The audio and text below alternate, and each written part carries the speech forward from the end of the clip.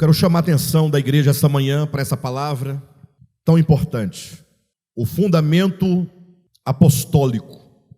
Estamos seguindo na mesma orientação do que nós propusemos aí há algumas semanas, quando nós apontamos a igreja em 3 direções. A direção primeira para dentro, para se referir à cura. Como na semana passada nós demonstramos que nós precisamos de ser curados. Nós precisamos. Eu espero que cada um de nós aqui tenha essa convicção, essa clareza. Isso não é como dizem, né? O crente fica se acusando, né, de ser pecador e etc., de ser isso ou aquilo outro. Não.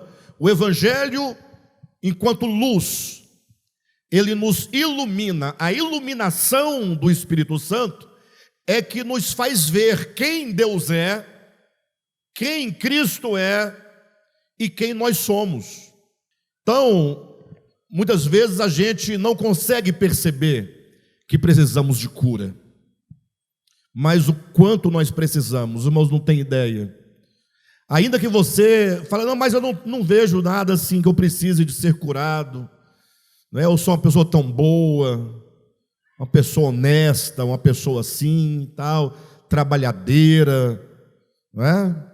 Mas veja, a Bíblia diz que quando nós formos julgados por Jesus, está em Hebreus capítulo 4, versículo 12 e 13, lá diz o seguinte, que ao sermos julgados pela palavra de Deus, que é viva e eficaz, essa palavra que é viva e eficaz, ela é mais, presta atenção, mais penetrante que qualquer espada de 2 gumes, e que penetra em nós, ao ponto de dividir juntas e medulas, alma e espírito, separa, ou seja, ela tem uma fineza e uma eficácia, a ponto de discernir os pensamentos e os propósitos do coração.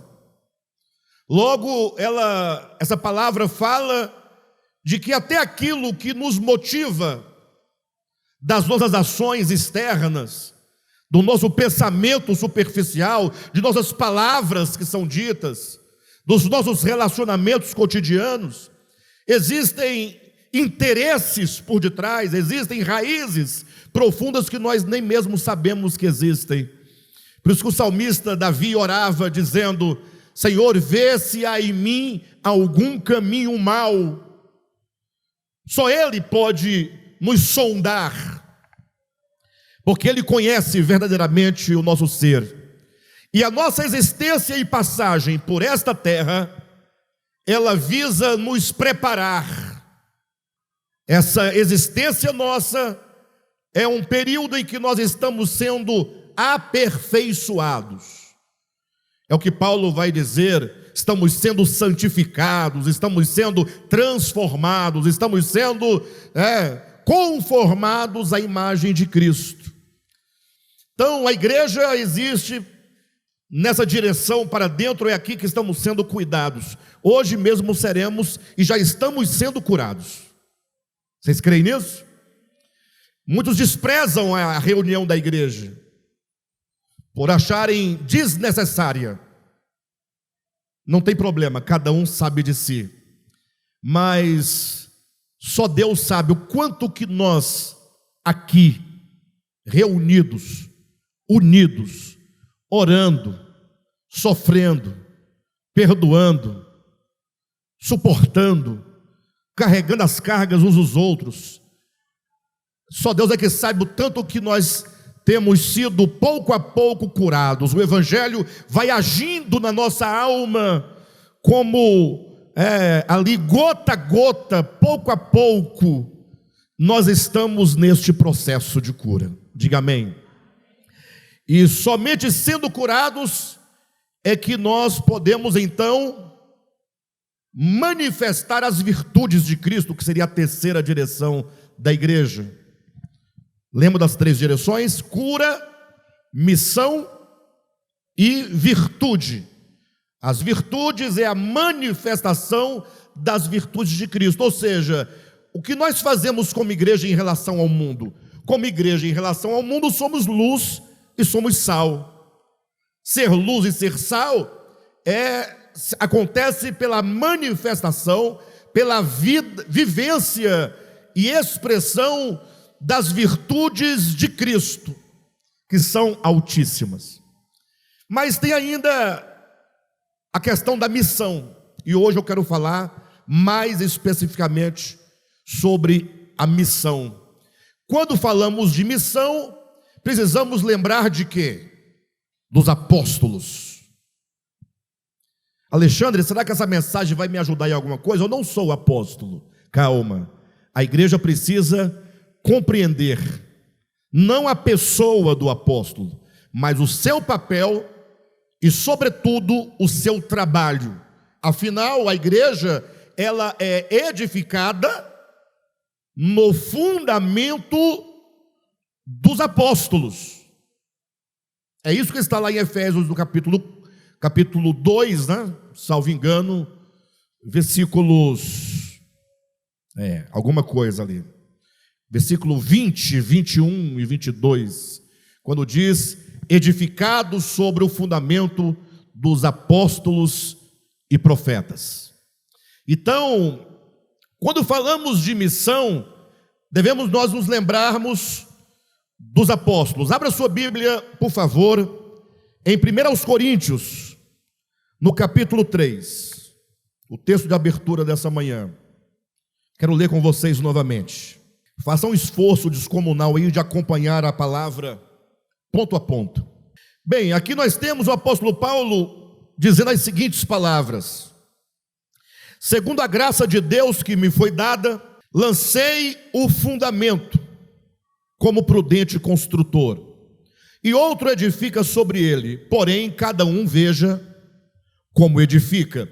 Então, nesse texto que nós temos, primeiro, o apóstolo Paulo, na qualidade de apóstolo, ele diz: eu lancei como prudente construtor o fundamento.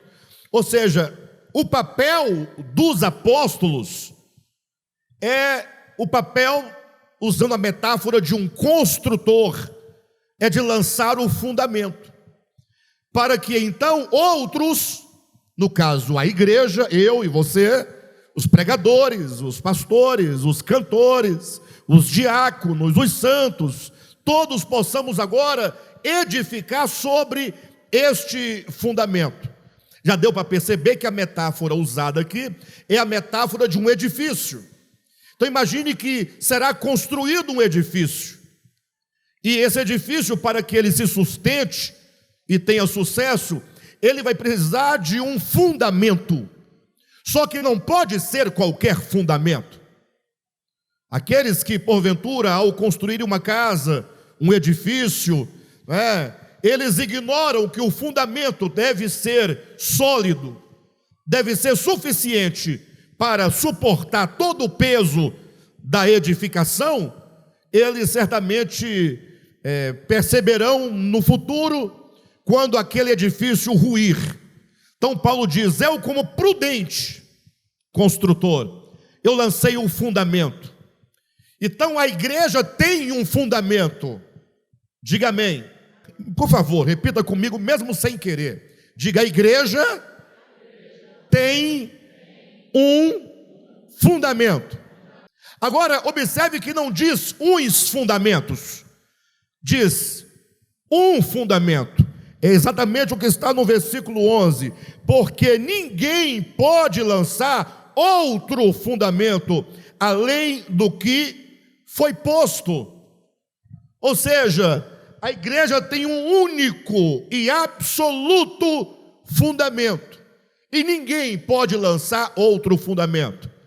Ou seja, a única coisa sobre a qual a igreja deve ser edificada, a única coisa que sustenta e garante que a igreja por fim será edificada e que vai, portanto, chegar a ser uma igreja gloriosa, é um fundamento único e esse fundamento é Cristo Jesus. O que quer dizer que o fundamento único é Cristo Jesus? É que a igreja se edifica única e exclusivamente sobre a pessoa e a obra de Cristo. Aquilo que Cristo fez, aquilo que Ele realizou, a sua obra, desde a sua encarnação, o seu viver humano, o seu sofrimento vicário na cruz do Calvário, a sua paixão e a sua ressurreição, a sua ascensão, até a sua exaltação e entronização. É nisto que a igreja se sustenta. Muitos têm, ao longo da história, tentado lançar outro fundamento. O que seria um outro fundamento? É quando você diz assim, olha, Cristo é o fundamento. É quando você diz, Cristo é suficiente, mas, você coloca um mais, você não pode usar barba.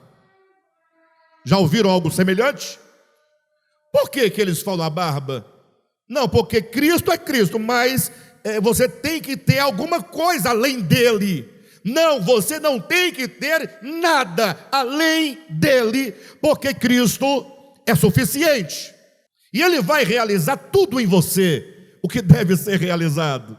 O fato é que nós não podemos apoiar a nossa fé, nem edificar a igreja de Cristo, em qualquer que seja a moral, o costume, os usos, porque fazer isso é negar a Cristo como o único fundamento. Por isso é que os apóstolos são aqueles que são responsáveis por lançar esse fundamento, porque os apóstolos são aqueles de quem é dito, de quem são dito, que eles são as testemunhas oculares da vida, morte e ressurreição de Jesus. Ou seja, aqueles que estiveram com Cristo na sua ressurreição, aqueles que receberam diretamente de Cristo o seu evangelho.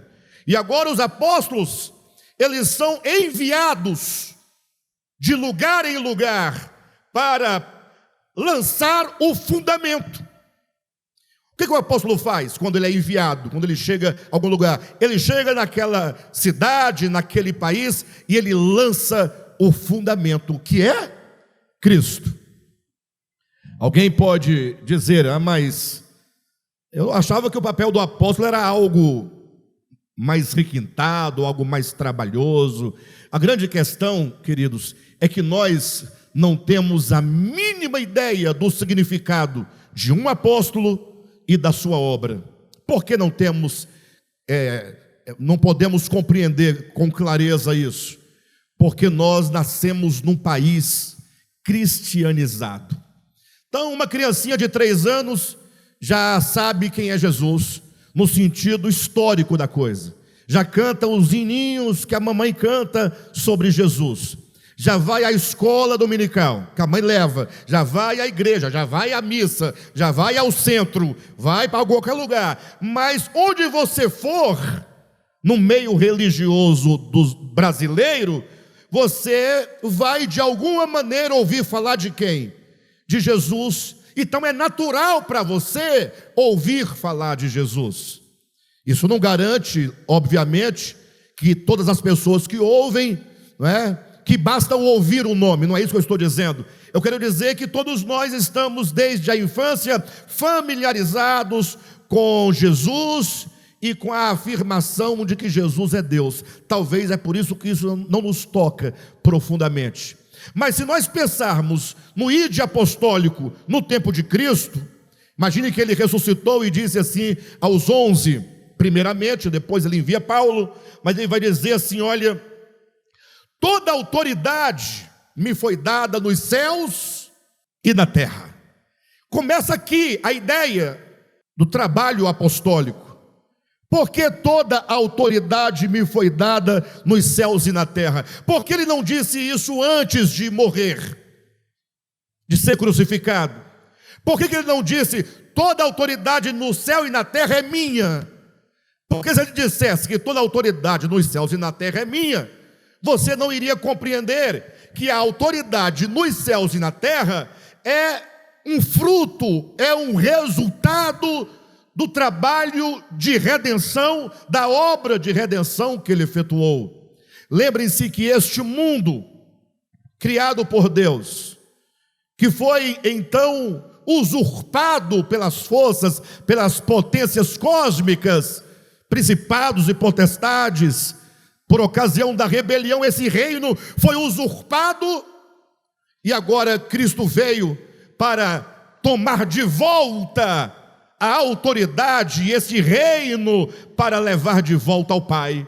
Por isso que depois de ele ser crucificado, de ter vencido os principados e as potestades e os exposto à vergonha eterna, e ele ressuscita, agora ele diz: olha, a grande mensagem do Evangelho, agora que eu estou ressuscitado, agora que eu já morri, eu resgatei de volta, e portanto toda a autoridade nos céus e na terra me foram dadas. Ao Cristo ressurreto, toda a autoridade nos céus e na terra pertencem a Cristo Jesus. Tá, mas e daí? E aí é onde é que a coisa complica. Agora ele olha para os apóstolos, homens como nós, mas homens, e diz: ide, portanto, uma vez que a autoridade me foi dada nos céus e na terra, eu tenho autoridade, eu envio vocês para que vocês possam ir a todas as nações, pregar o Evangelho, anunciar o Evangelho, lançar o fundamento. Ou seja, um deles poderia perguntar: Senhor, mas eu terei que ir lá no Império Romano, em Roma?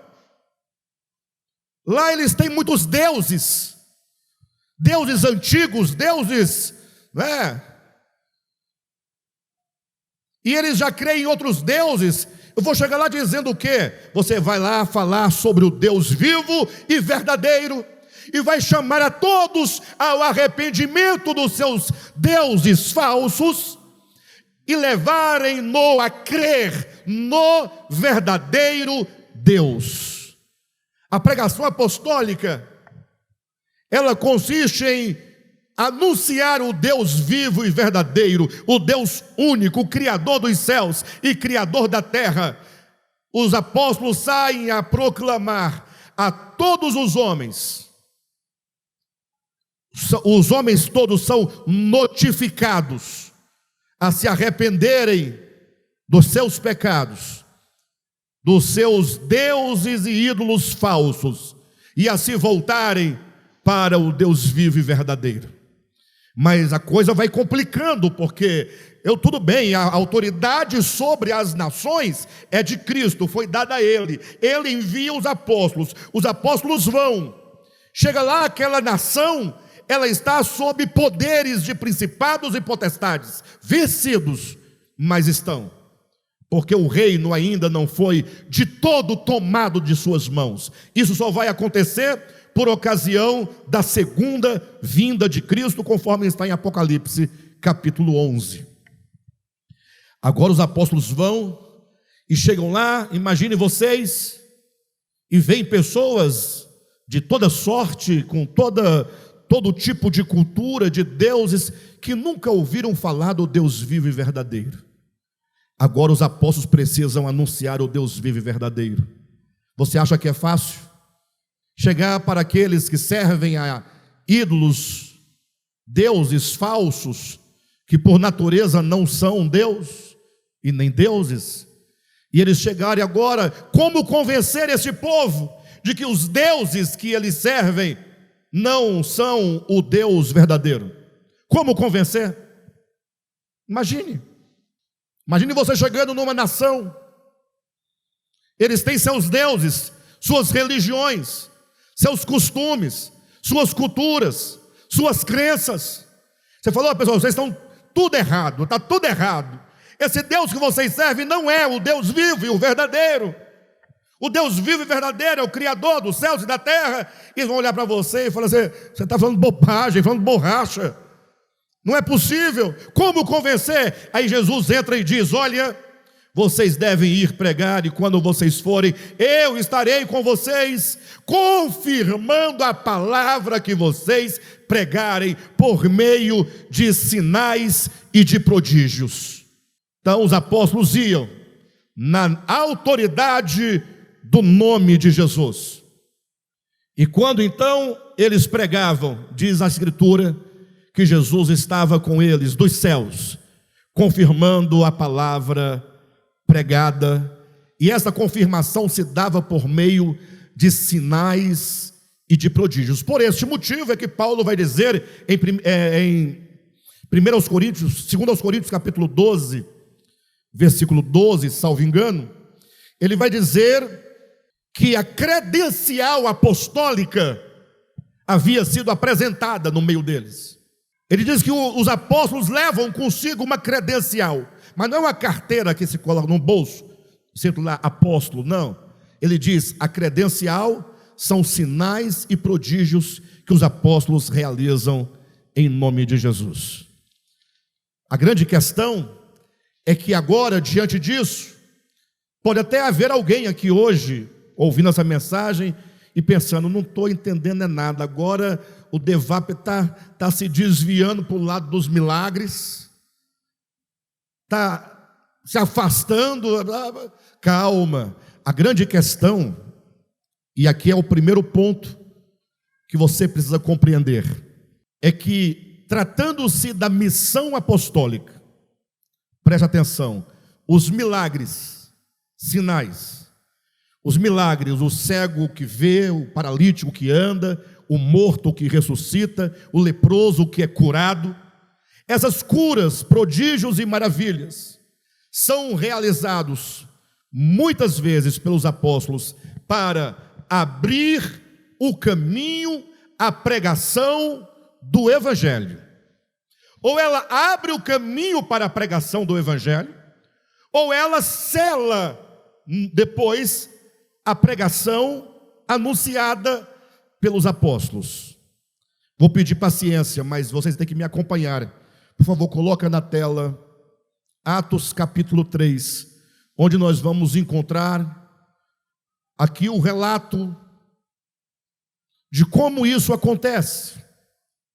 E eu oro a Deus para que essa palavra, eu fiz isso durante toda a semana, Senhor, que essa mensagem gere fé no coração da igreja, no coração dos teus filhos. No capítulo 3 do livro de Atos, nós encontramos um relato em que diz que Pedro e João, eles foram ao templo para a oração das 9 horas da manhã. Era um dia normal, Pedro e João juntos foram orar. Não é bem no templo que eles oravam, até porque a ideia de templo muitos não concebem ainda, porque pensam em templos, prédios, né? Galpões como este, por exemplo. Mas não, ir ao templo, ele ia ao pórtico de Salomão, que era o átrio, era um pátio, o pátio do templo. Até porque no santo lugar só entravam os sacerdotes, e no Santo dos Santos só o sumo sacerdote. Então o átrio era onde o povo ficava. Então ali eles oravam, e Pedro e João foram orar, a oração das 9 da manhã, e diz a Escritura que todos os dias levavam ao templo um homem coxo, um paralítico. Este homem era levado todos os dias e colocado junto à porta formosa do templo. O templo tinha 12 portas, cada porta tinha um nome, né? Tinha a porta das ovelhas, a porta das águas, a porta dos peixes. Aqui é a porta formosa. Então levavam sempre um homem ali paralítico e colocava ali bem na entrada daquela porta, e era por aquela porta Pedro e João iam acessar o templo, o átrio do templo. E diz então que chegando ali João e Pedro às 9 da manhã, aquele homem paralítico que ali era colocado, olhando para Pedro e João, pediu-lhes uma esmola. Pediu, como se diz, dá-me uma esmolinha, pelo amor de Deus. Pedro e João pararam diante daquele homem, diz o texto, e diz que Pedro, olhando nos seus olhos, falou assim: olhe para nós. Vejam vocês que Pedro, num dia normal, ele não está aqui fazendo show e nem espetáculo. Ele sabe quem ele é. Ele sabe que ser apóstolo não depende dele, depende do chamamento de Deus na vida dele, e portanto ele tem autoridade, ele sabe o que diz, ele sabe quem lhe enviou, ele sabe em quem ele cria, e por isso ele diz: olha para nós. O homem olhou e Pedro disse: olha, eu não tenho ouro e nem prata, mas o que eu tenho, isto eu te dou. O homem pensou: vai vir uma coisa muito boa, né? Assim o apóstolo Pedro dizia: olha, não podemos te ajudar nem com dinheiro, nós não temos recurso material, mas nós trazemos conosco algo muito maior, algo poderoso que pode mudar e alterar a sua vida. Não temos ouro nem prata, mas o que nós temos, nós te damos. Em nome de Jesus, o Nazareno, levanta-te e anda. E Pedro não esperou, pegou pela mão do homem, puxou para cima. Diz a Escritura que o homem de um salto se pôs em pé. Os tornozelos se endireitaram, os músculos, os nervos, os ossos obedeceram a palavra do apóstolo, porque Jesus havia dito: estes sinais hão de acompanhar os que creem.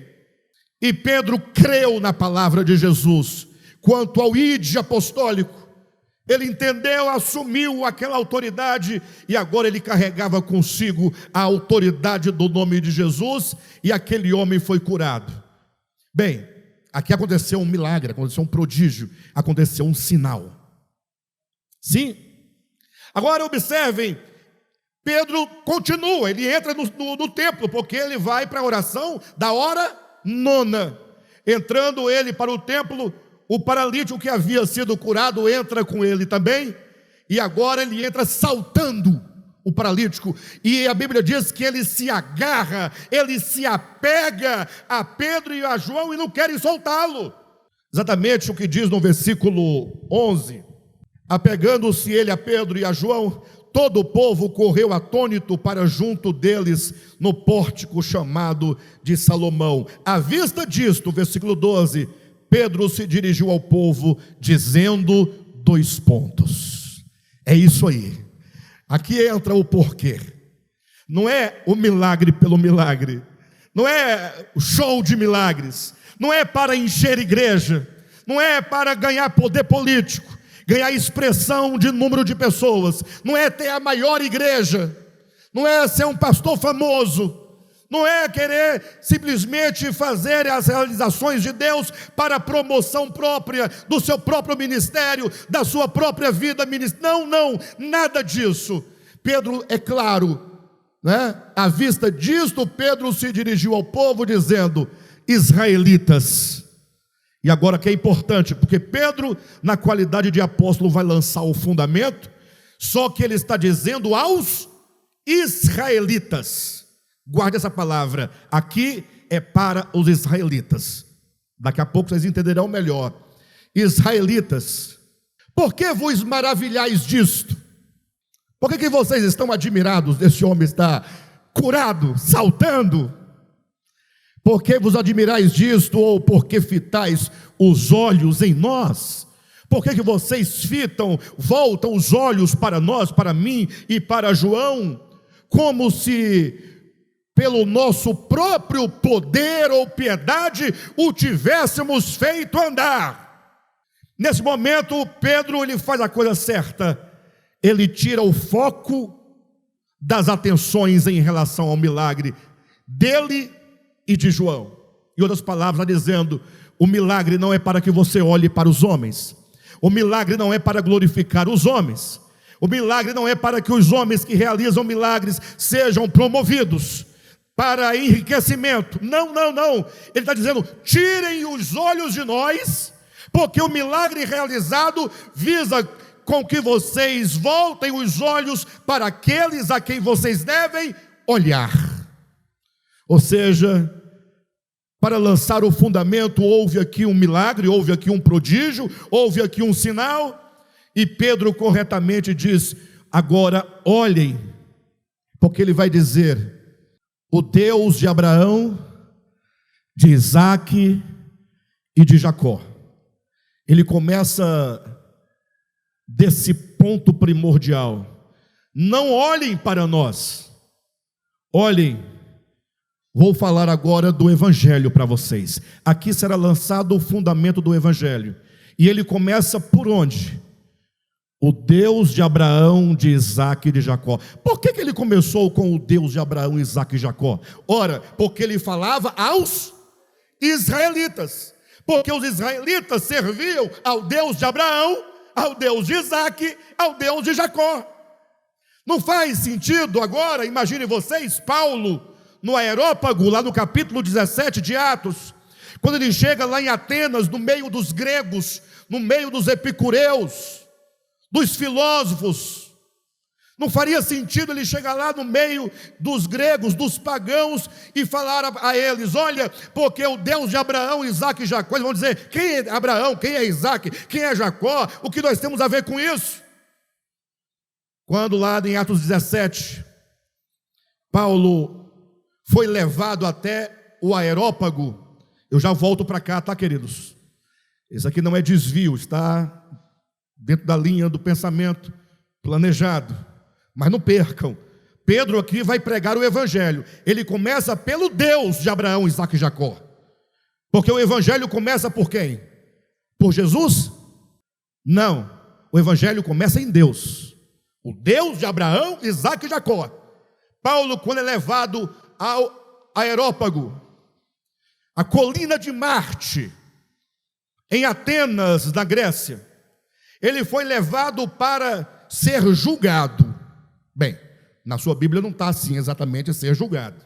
O fato é que o Areópago, a colina de Marte, era o lugar onde se debatia e se julgava os méritos dos deuses, dos pregadores dos deuses.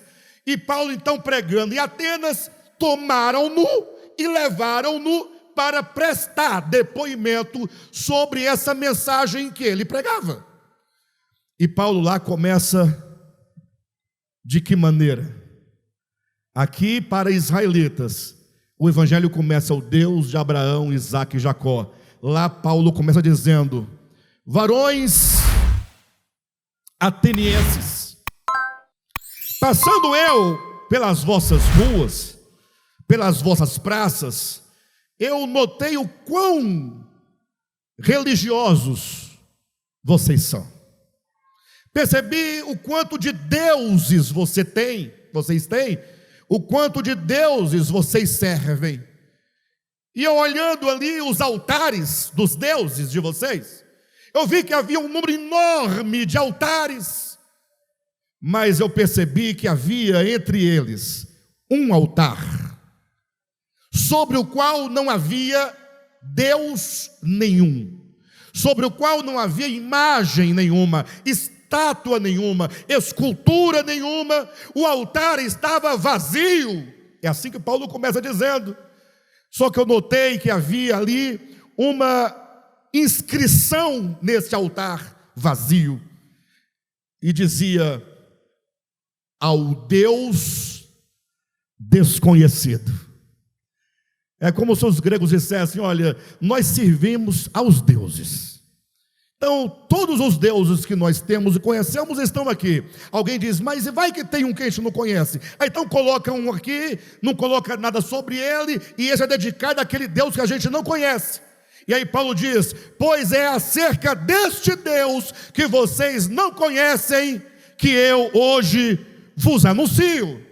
Eu conheço esse Deus que vocês não conhecem. E aí ele vai apresentar esse Deus desconhecido dizendo: o Deus que fez os céus, que fez a terra e tudo que neles há. O evangelho começa onde? Em Deus, no eterno. É no eterno que começa. Veja que Deus, relativo ao evangelho, ele é o arquê, o princípio do evangelho. O evangelho não começa, Jesus te ama, Jesus morreu por você. Não, não, não. O evangelho começa no Deus de Abraão, Isaque e Jacó, que é em Atos 17 para os gregos, o Deus que fez os céus, a terra, o mar e tudo quanto neles há. Paulo vai dizendo, é o Deus que dá vida, é o Deus que de um só trouxe toda a raça humana que vive nele, que se move nele, que existe nele. É o Deus que sustenta e alimenta todas as coisas. Ou seja, quando você olha, preste atenção, porque nós estamos hoje analisando a palavra apostólica. Pedro o apóstolo, João o apóstolo, Paulo o apóstolo, todos começam com Deus, porque Deus é o arquê do evangelho. E então, Deus não somente é o princípio, mas ele também é o fim. Ele é o telos, ele é o arquê, ele é o telos, ele é o princípio e ele é o fim. O evangelho começa em Deus e o evangelho termina em Deus. Alexandre, mas aí não estou entendendo. E Jesus vai para onde nessa situação? Às vezes é difícil se entender o evangelho, exatamente porque nos enrolaram a vida toda com discussões sobre trindade. Jesus é 100% Deus, 100% homem. Ele é Deus, é filho de Maria, Maria é mãe de Deus. Mas são 3 pessoas, são 2 pessoas, é uma só pessoa. São 3 pessoas, são 3 subsistências, são 3 personas, são 3 tal. Ficaram discutindo a vida inteira e perderam o evangelho. Em nome de Jesus, pelo menos vocês aqui, Devap, abram os ouvidos e me escute. O evangelho começa em Deus e termina em Deus. Tá, e Jesus? Jesus é o mediador. O silêncio é porque não concordam? É muito estupefamento? O que é? Jesus, ele está no meio. Jesus vem para falar do Pai. E enquanto o caminho conduziu os homens ao Pai, queridos, o evangelho é uma questão do Pai. O Cristo, quanto ao evangelho, ele é o servo de Yahvé. Ele é o servo. Ele veio em obediência ao Pai, para fazer a vontade do Pai, para fazer a obra do Pai, para abrir um novo caminho da consciência humana, por meio do seu viver humano, da sua morte, da sua ressurreição, e enquanto homem, atrair todos para Ele, para que, tendo atraído todos a si, entregá-los de volta ao Pai.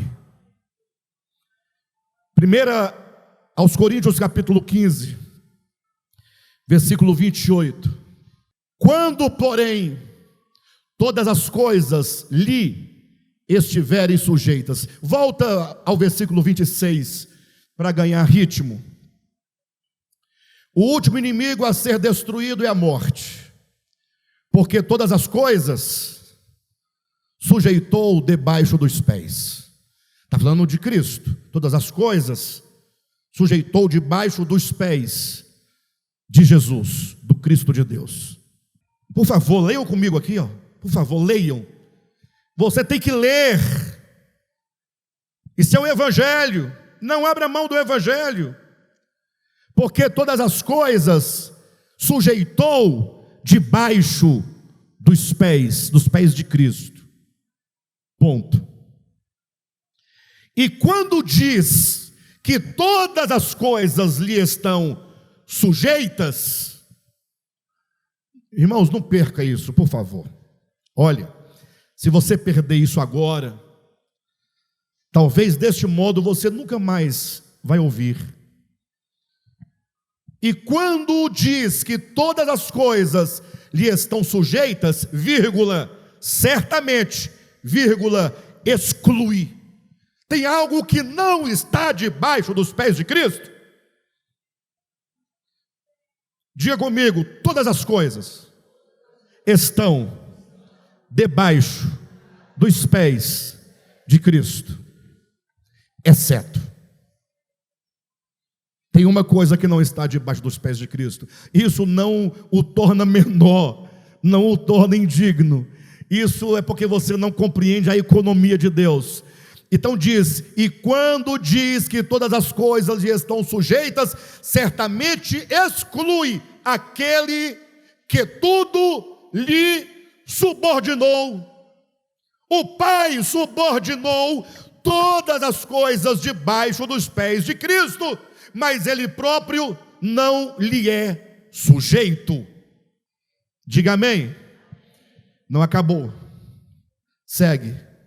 Quando, porém, todas as coisas lhe estiverem sujeitas, daqui. Deus sujeitou todas as coisas debaixo dos pés de Cristo. É passado, sujeitou. Agora diz, quando, porém, quando aponta para um tempo futuro, quando todas as coisas lhe estiverem sujeitas.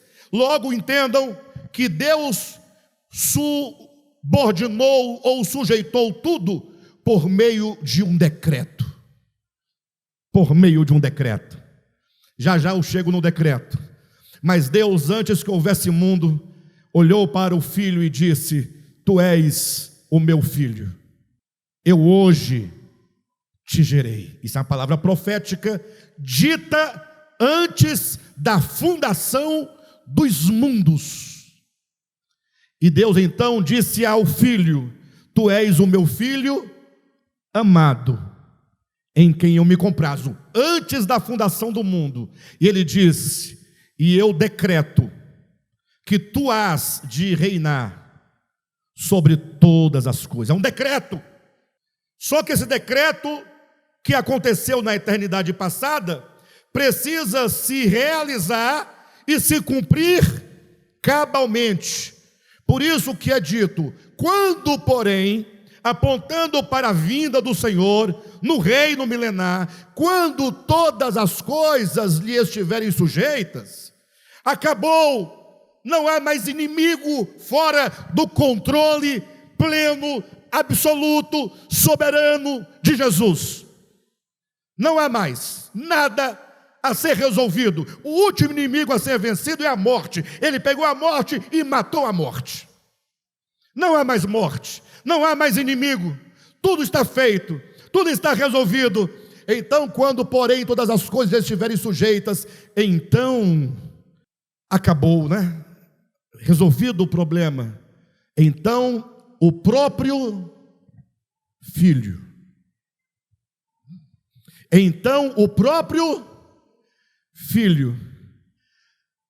Qual é a palavrinha que vem depois de filho? Também. Irmãos, pelo amor de Deus. O próprio, não é o filho, é o próprio filho. Também. Por que também? Porque a morte, os inimigos negativos das trevas, os homens, as nações, nos céus, na terra, todos se sujeitaram debaixo dos pés de Jesus, do Cristo. Mas agora que tudo está resolvido, o próprio Filho também se sujeitará àquele que todas as coisas lhe sujeitou. Para quê? Para que Deus seja tudo em todos.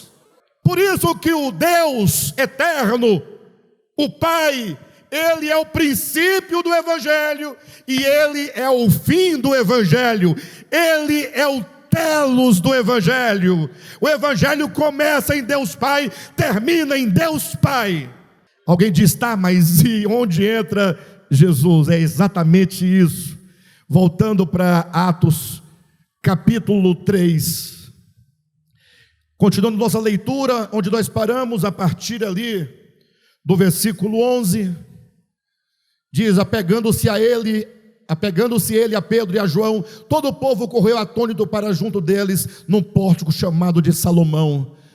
À vista disso, Pedro se dirigiu ao povo, dizendo: israelitas, por que vos maravilhais disso, ou por que fitais os olhos em nós, como se pelo nosso próprio poder ou piedade o tivéssemos feito andar?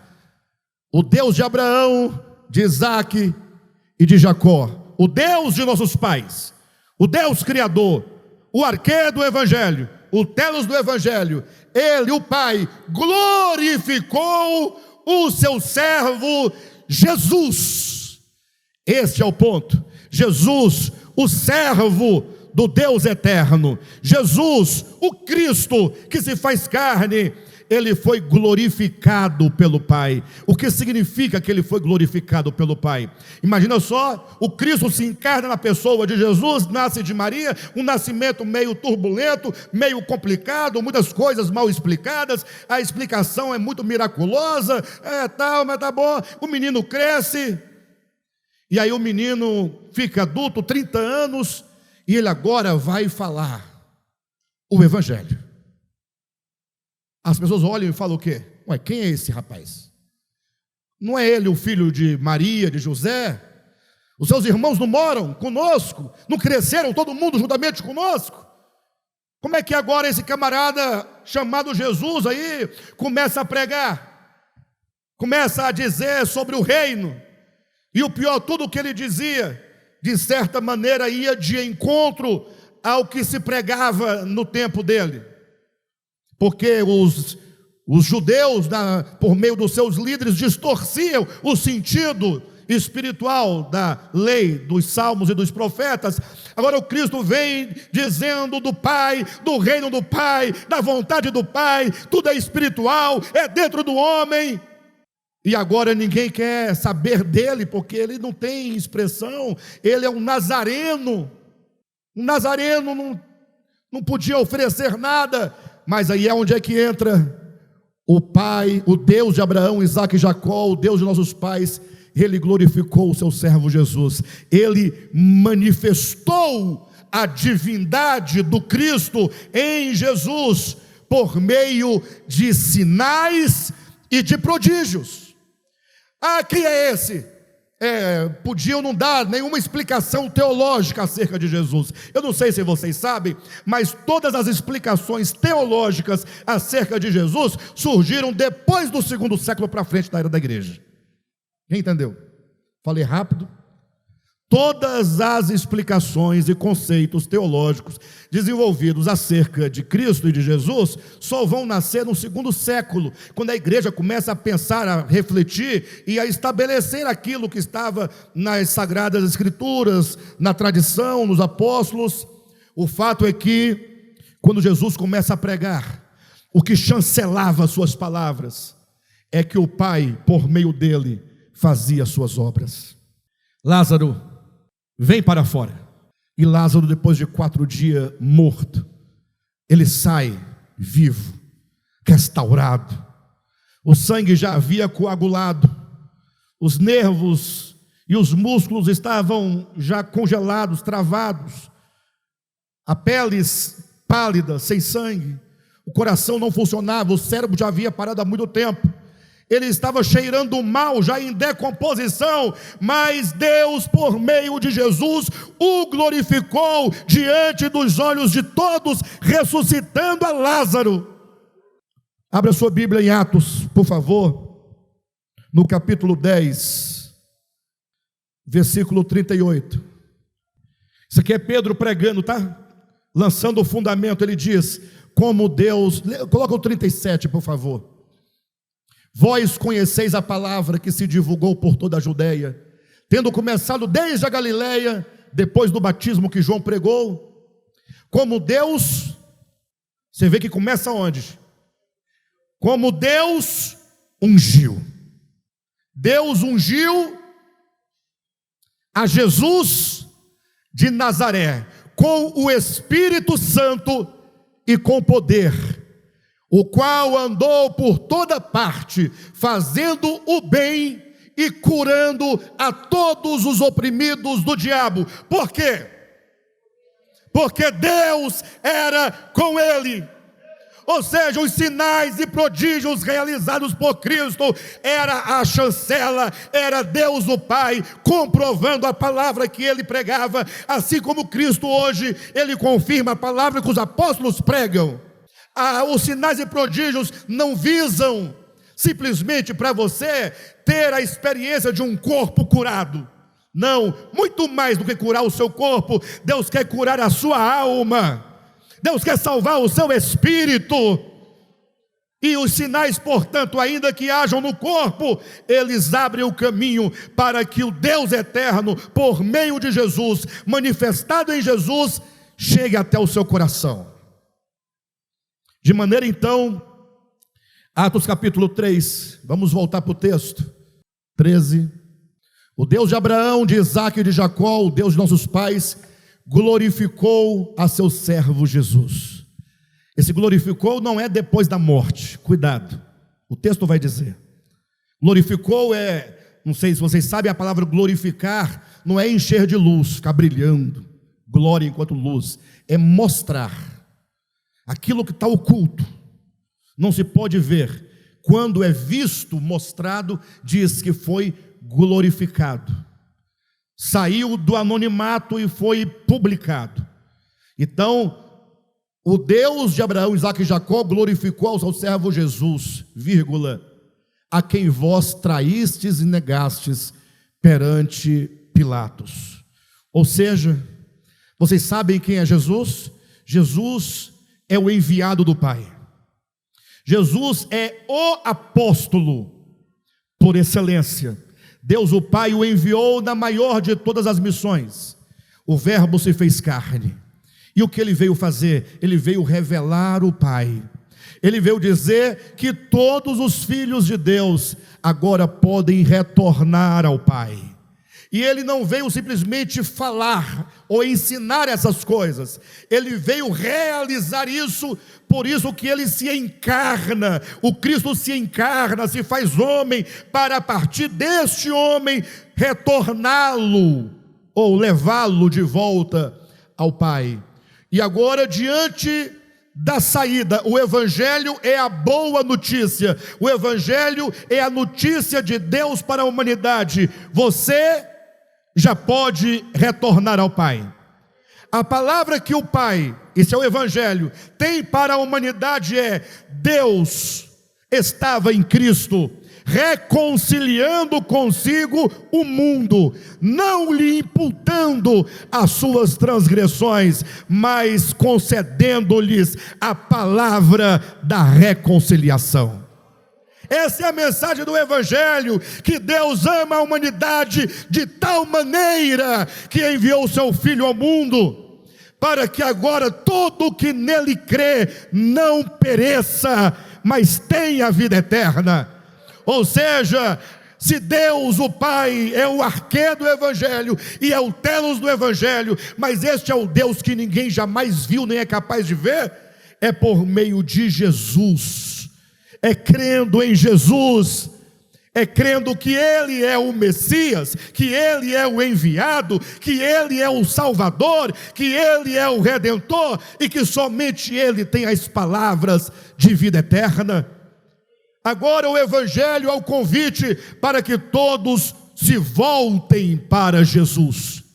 Não tenho como eu hoje me voltar para o Pai sem me voltar para Jesus, porque Jesus é a referência única, é o único nome dado entre os homens, para o qual eu olho e eu contemplo, e eu vejo, e eu percebo, e eu tenho a revelação acerca de quem o Pai é.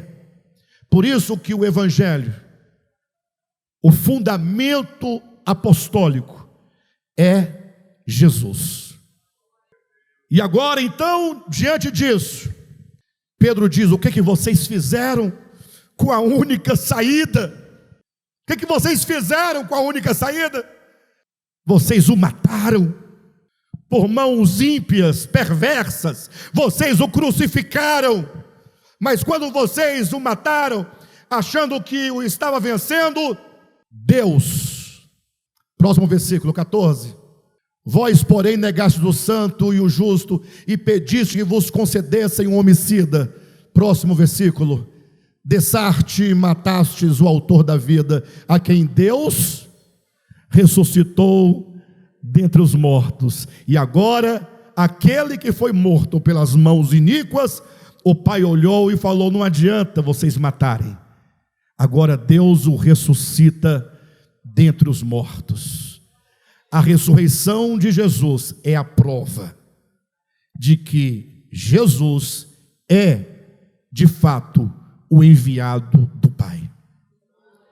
A ressurreição de Jesus é a prova de que ele não é apenas um homem, mas é o homem por meio do qual Deus trouxe libertação para o seu povo e para a humanidade. Agora que esse Cristo está vivo, a prova inclusive de que ele está vivo, que este homem, que até então na porta formosa do templo estava paralítico e pedindo esmolas, esse Jesus ressuscitado, foi ele quem deu saúde perfeita a este homem que vocês conhecem e que não podem negar. Diante disso, o que fazer então? Esse é o fundamento apostólico, é Jesus. Olhem para Jesus e creiam nele. Versículo seguinte, 16, diz assim: pela fé em o nome de Jesus, é que esse mesmo nome fortaleceu a este homem que agora vedes e reconheceis. Sim, a fé que vem por meio de Jesus deu a este saúde perfeita na presença de todos vós. Próximo versículo. E agora, irmãos, eu sei que o fizeste por ignorância, como também as vossas autoridades o fizeram, mas Deus assim cumpriu o que dantes anunciara por boca de todos os profetas, que o seu Cristo havia de padecer. E portanto, diante dessa mensagem, diz o apóstolo Pedro: arrependei-vos. A mensagem do Evangelho fala assim: se você é israelita, é judeu, preste atenção, ainda que você creia em Deus, há um problema aqui, porque quando você, israelita, diz que crer em Deus, você crer nele a partir de quê? A partir de Moisés. Moisés não viu a Deus. A visão distorcida que vocês têm acerca de Deus é porque vocês buscam a referência de Deus no lugar errado e na pessoa errada. Agora, se você é gentil, você tem outros deuses, tem outras crenças, seja judeu ou seja gentil, todos por meio do Evangelho são convidados a olhar para Jesus. E diante dessa mensagem, diante do nome de Jesus, da pessoa de Jesus, da obra de Jesus, preste atenção, todos são chamados ao arrependimento. O que é o arrependimento? São chamados à mudança de mente, a abandonar toda a velharia de sombras e figuras da lei e dos profetas, toda aquela velharia de leis, de sangue, de templos, de cerimônias, de ritos que nada podem fazer pelo homem. Abandonar, largar, dar as costas a isso e se voltar para Jesus, porque só Ele é que pode salvar a nossa vida. E aos gentios é dito a mesma coisa: voltem as costas para os deuses mortos e se voltem para o Deus vivo, revelado na pessoa de Jesus. Até aqui vai a palavra apostólica. Este é o fundamento apostólico: Jesus. Amém? Mas não acabou. A mensagem acabou, mas não acaba aqui. Daqui para frente, só uma pergunta: quantos aqui creem neste Evangelho de Jesus? A partir de agora entram outros personagens. além dos apóstolos, entram os pastores e mestres, que na comunidade dos que creem no Evangelho, vão agora conhecer, por meio da pregação, vão conhecer acerca de Jesus, saber quem é Jesus. É um longo caminho, e nós estamos aqui para isso, para juntos aprendermos sobre este fundamento. Sabemos que Ele é o fundamento, que Ele é o Salvador, está tudo certo, mas qual é a vontade de Deus, do Pai, que Ele revelou? Ele revelou o Pai. A gente fala sempre, Ele revelou o Pai, está tudo certo, mas o que do Pai Ele revelou? Qual é a vontade? Como se dará isso? Bem, estaremos aqui nas próximas reuniões, seguindo na instrução do Evangelho. Amém, igreja?